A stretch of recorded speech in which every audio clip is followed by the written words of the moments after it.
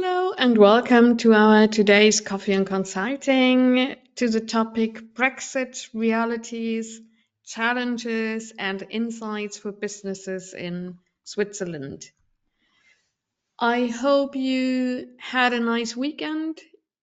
Even we were not that lucky here in Switzerland, at least, to have a nice and sunny one. I think in England it looked a bit better than here in Switzerland, but anyway, we are here back to work on Monday, and I hope you have a coffee with you, or water or tea, so that we can spend the next 30 minutes to discuss the Brexit realities today. You're all on listen only mode, so in case you do have any questions or you would like to ask any questions, then please do so. There is on the right hand side the possibility to write down all your questions. We will see whether we can answer them right here and now, or later on we will get back to you by email or call. Also, in case you would like to download these slides, we are happy that you do so. You can do that while the presentation, the Coffee and Consulting event is going. Then let's start. Now, if we look at what the practicalities are or what the current reality is, then we do need to see what the timeline is. And basically, it started a while ago. So in June 2016, the voting was that the UK wants to exit the EU, and then the whole process or path started to go on, and finally the exit, or better now, the Brexit, was then in 2018, and then we had already kind of a transitionary period in which we had already the previous arrangements while the UK still belonged to the EU still existing, and that ended then finally, at least from a Swiss perspective, in 21. And then we had changes mainly, and these are the only ones we are looking at. There had been lots of other changes as well, but our core part is really in regard to global mobility, what happens with the individuals, where do we need to look at or be more careful or have now changes to be considered, and that was basically immigration, social security. Yes, there have been also changes in regard to the recognition of diplomas, but they had been, at least that is my understanding, not as severe as in, I would say immigration is maybe the hottest part in the whole legal area, in the whole area we are looking at. In regard to taxes, which is also a topic we usually have to look at when we send people from one country to the other country or employ them on a local basis, there had been no changes, so Brexit was not really linked to any of the tax rulings. The double tax treaty has not changed based on that, so the treating or the payment of taxes and imposing of tax liability in one or the other country has not changed by that. Also, the other topic is labor law. That is also something which was not related in any kind to, or has not any kind of changes triggered by the Brexit. The Swiss labour law was as it is, and the UK labour law is as it is. So there are also no changes we have to look at. Therefore, we just picked the two topics we, at least in our practice, we see there are the major changes. And I think the one actually who had the biggest changes, or was the biggest part we had to take actions and do something, is in regard to immigration. British nationals was then, after the transition period ended, not viewed any longer as EU EFTA nationals, so they are now viewed as non-EU EFTA nationals, with all the consequences there are if you hire someone in Switzerland as a non-EU EFTA national. And there, I think sometimes if we talk to clients and Swiss companies, they still can't believe that for a British national you have to go and start the whole procedure as for any other non-EU EFTA national.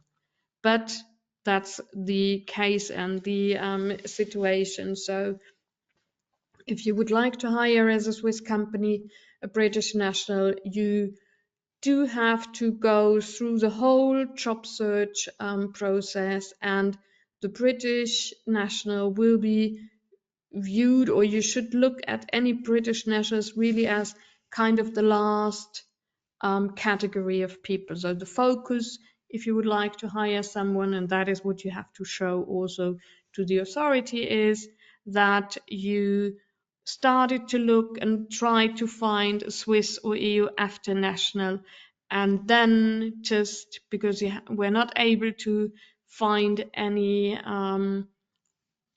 person in that category, you actually were looking then for any other person fitting that position, and in the end you found the British national or the non-EU EFTA national.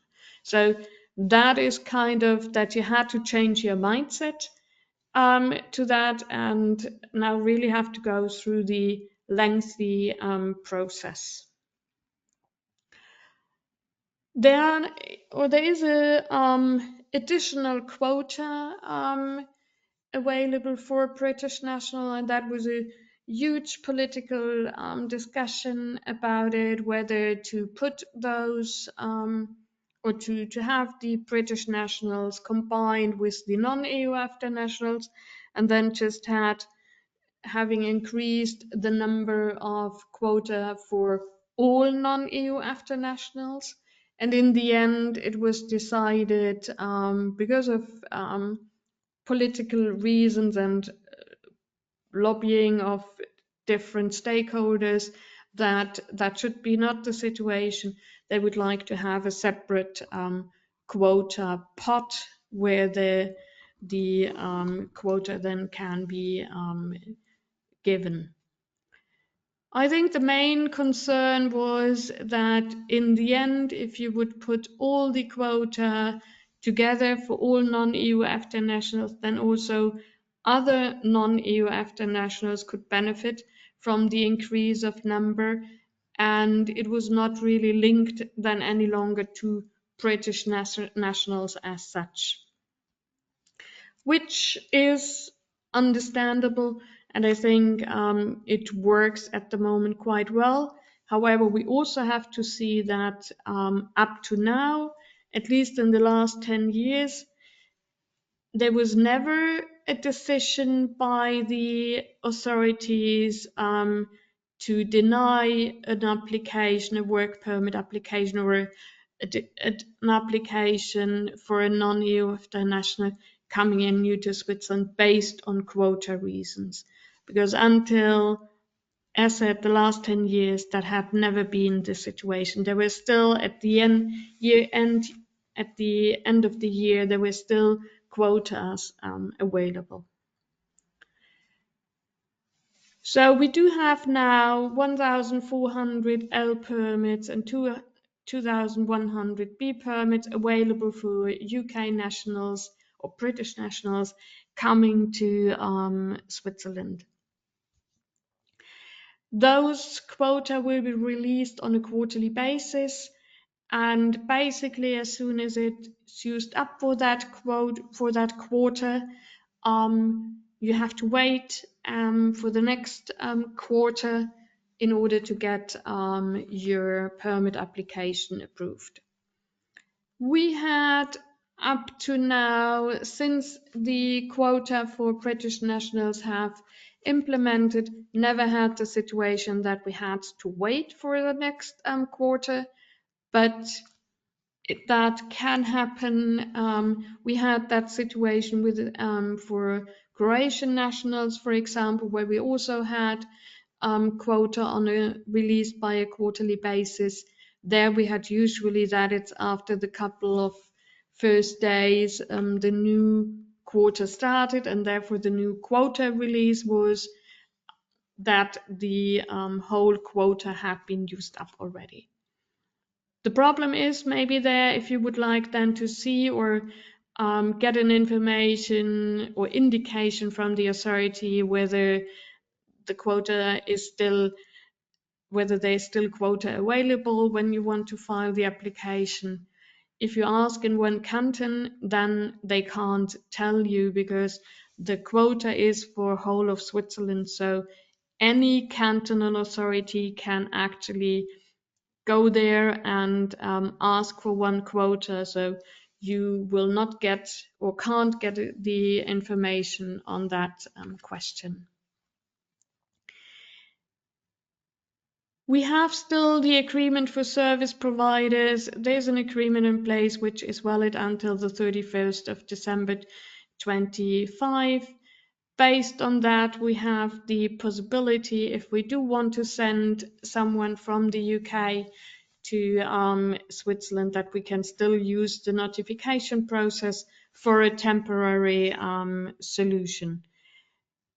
Whether we still will have the same, or whether there will be an extension or renewal of the agreement for service providers for the period then beyond 31st of December 25, at the moment, I don't know. I believe, because we still need lots of people from the UK as well in Switzerland, and that need, I think, will not just vanish by end of 25. Therefore, I would expect that that will be extended or renewed, but it depends also on the political situation at that time point. The other point where we had to learn or change our mindset is about the Schengen regulation, because the UK then not, first of all, not being a member of the Schengen states, as well as then not being any longer a member of the EU framework. Starting from that point on, any person had to consider the Schengen regulation. And that is something which I think companies realized only in the last few years, that there is something they need to look at and be careful with those Schengen days. Also, maybe because lots of countries started to be much stricter if people coming through their borders, and were checking more stricter on the Schengen days, as well as that the Schengen information system is now really quite up to speed and is working quite well, and align all the different countries together. Therefore, that is something, if you do have people, British nationals, traveling quite frequently in Europe or in the Schengen member states, including Switzerland, then make sure to tell them that they definitely have to look at those Schengen days, because the thing is, as soon as they overstep it, the 90 days, they first of all they will not be allowed into the country, and secondly, um, they will have problems in case they need to get a work permit or a different kind of permit later on in one of the Schengen member states. Countries can then, or authorities can then just deny it because somebody overstepping the Schengen requirements. And that is something you need to be you need to be careful with. The Schengen regulation is that you are only allowed to stay for up to 90 days in any kind of Schengen member state within the last 180 days. So that is a bit tricky to look at. So you always have to kind of calculate back 180 days and then see whether you trigger those 90 days or not. If we do have those business travelers to Switzerland, then what we usually do is we request a 120 days permit. And based on that 120 days permit, a British national will also, or a non-British national living in the UK will actually need to have a Schengen visa for entering Switzerland. We also had the situation that a couple of cantonal authorities started now as well for British nationals to say they do need a Schengen visa. And then because of that need, there's then the problem to sometimes to get an appointment to just get the Schengen visa. And we currently have a situation in London where we have a Taiwanese national who wants to come to where we have applied for the 120 days permit, and we are now since 3 weeks trying to get an appointment with the visa center in London for her. The 120 days permit is approved, everything is good. It's just that there is no appointment available. And when I called them on Friday, they were telling me that it will be only mid of July where we get an appointment. And that is something which you have to consider in your process, that is something you need to make sure you plan accordingly. That's about to the in regard to the immigration, really on a high level basis. In regard to Social Security, we had a new Social Security treaty applicable as of 1st of November 21, because then there was the old agreement was not in place any longer.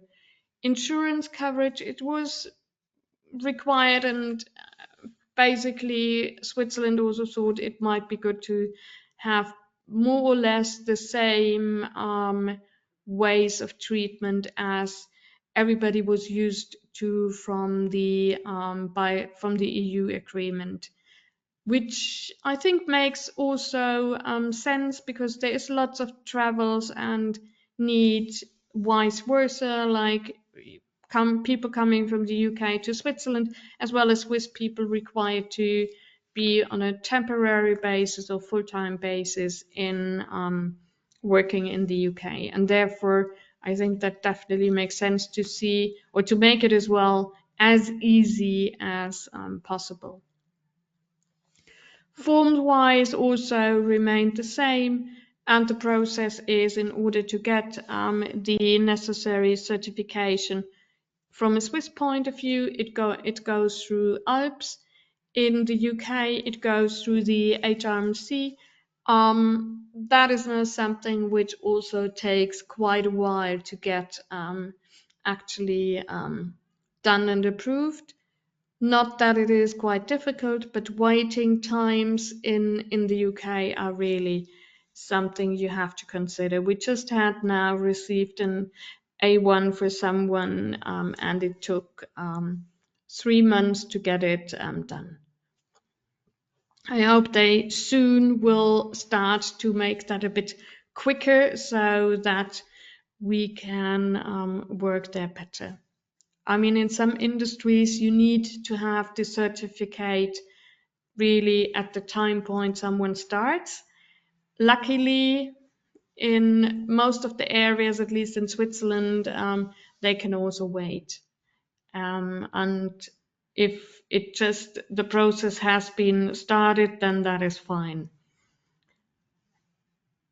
As said, there are industries or there are areas where you do definitely need to have the A1 or certificate of courage when the employee started. And one thing I would like to draw your attention to is in regard to labor market controls.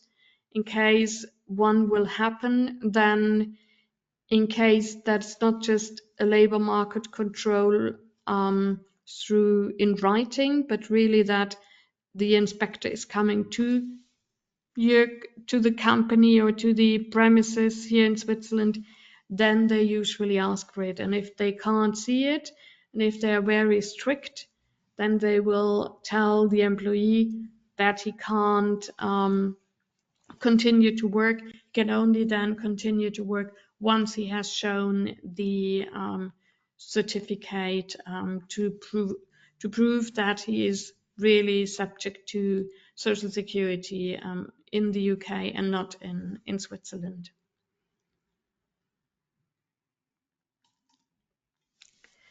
Let's look at two examples we brought with us to check on or to see what we just spoken or discussed, to see into practice cases. One case is regarding local employment. So a British national takes up employment in Zurich and moves as of 1st of January 24 to Switzerland with his family. What are the hurdles from an immigration point of view?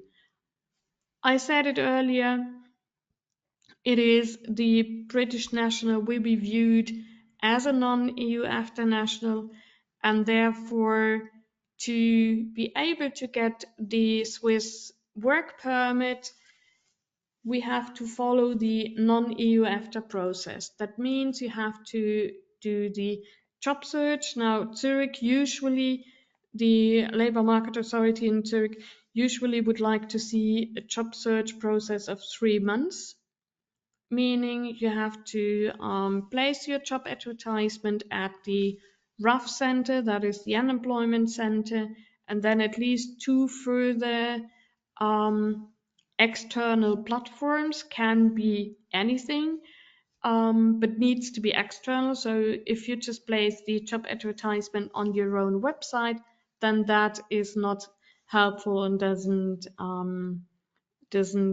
fill the criteria. So it needs to be external. But you're free in choosing whatever. You just need to prove that you have placed the job advertisement there.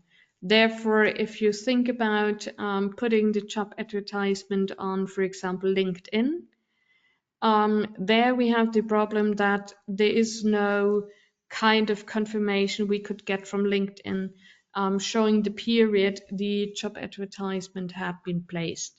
Therefore, you need to look at different options. Now, it's not about just placing the job advertisements, it's also then to look at the candidates, and by reviewing the candidates and the job applications you receive, you have to put them in kind of 2 categories. One category is Swiss and EU EFTA nationals, and that should be your first focus on. And then only if you see there is no EU EFTA national, Swiss national fitting for that position, only then you should look at the non-EU EFTA national ones, where the British nationals will belong to. The employee needs to be a specialist, highly qualified individual, manager level, to really see there is a need of that individual. Also, if you look at the criteria on a job advertisement, the individual needs not just to meet it, if ever possible, to exceed it. and it needs to be plausible. So if you show that to a third party, they should actually see definitely that makes sense, and therefore the labor market authority will then see it the same way. You have to put it in your justification for the application, but that is usually then working well. So the job search part is really the key requirement, and the fact that the individual definitely needs to meet the criteria on the job advertisement and being a specialist. Also, we hear every now and then that the authorities say there is a certain salary someone needs to earn. I'm not quite sure from where that rumor is coming from, but there is no such salary level for any person. You basically have really to go and calculate the equivalent Swiss salary for the individual. And usually, if you have someone employed here in Switzerland, that is the individual needs to fill in your salary bands, job bands, and then there is also no problem at all. The other thing is if there is a spouse coming with the British national, then based on the new integration law, the spouse will need to meet the language condition, meaning that if the spouse is also British national, she has to basically either show that she already has language knowledge on an A1 level in the language spoken in the canton they will move to. So in case they will move to Zurich, like here in the example, then the spouse will need to have the A1 language knowledge of German. Now, sometimes or usually the majority of people don't know the language when they are moving to Switzerland. The authority will give them 1 year time to do so, but that is really something they have to do, because in case they don't, the authority will not extend the residence permit. They want to see after 1 year, when you file the extension of the Swiss residence permit, then they would like to see the A1 certificate now here in Zurich in German language. So it's not just something you just say you will do, you have to. Otherwise, the spouse will not get a new permit card. So that's to that case, and then let's switch to the second case I brought with me. Here we just talk about someone being assigned to Switzerland. So the British national will be assigned from his UK employer to the Swiss legal entity for 2 years. He will move as well as of 1st of January 24 with his family to Switzerland. Basically, there is not that much a difference as to before, based on that service provider agreement we have in place. Because it's an assignment, we still have to look at the salary level. So you would have to run that salary calculation I talked earlier to see that that is in line. Because of the assignment, you have to reimburse the rent, food, and travel cost at least for the first 12 months. And then you don't need to do that from a legal perspective. But usually, if you assign someone for 2 years, then we would do that for the whole period. But legally spoken, you don't need to do that. You only need to reimburse rent, food, and travel costs for the first 12 months. Because of the 2 years, you will only get an L permit. which then triggers that the spouse can't work automatically in Switzerland for a Swiss employer. So in case she would like to work for those in Switzerland, she would actually have to get a work permit separately. Social security wise, they can remain in the UK social security system and can be exempted in Switzerland. And the Swiss taxation will be as before. There is no difference. As I also said earlier, there's no difference. The only other difference is that there's a quota now linked to it, but honestly, we have also a quota for service providers from the EU, so therefore also there was not a big issue, or that was also, there's no difference. The only thing that quota is now separate to the EU quota. So that's about what I wanted to discuss with you today about Brexit.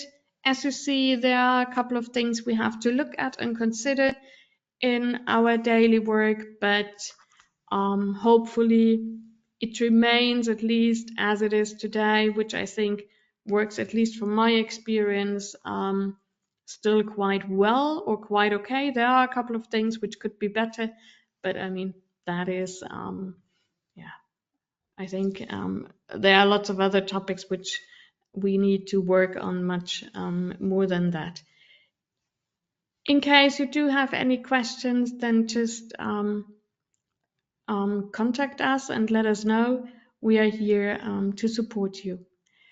In the next minute, or the next few seconds, I just would like to draw your attention to our Swiss Global Mobility Conference we would like to do in March next year, and we would be happy if you would like to join. We are currently putting together the program, and that will be soon available. Currently, we are just have finished the new newsletter, and it has been sent out. In case you haven't received it, just let us know and subscribe to it. We're happy to share it with you, and there might be the one or the other information you you're happy to have. Also, in case you don't receive our weekly alert, then just let us know and subscribe to it. There's plenty information and might be helpful for your daily work as well. And the last thing is our next webinar, also to the topic of Brexit, but held in German and with much more details to that topic. That will be on the 25th of June. And I'm happy if you would like to join there as well. And our next seminar, still online, about immigration, also held in German, which will be on the 2nd of October. So with that, I will close today's Coffee and Consulting. Thank you for your attention and have a wonderful week.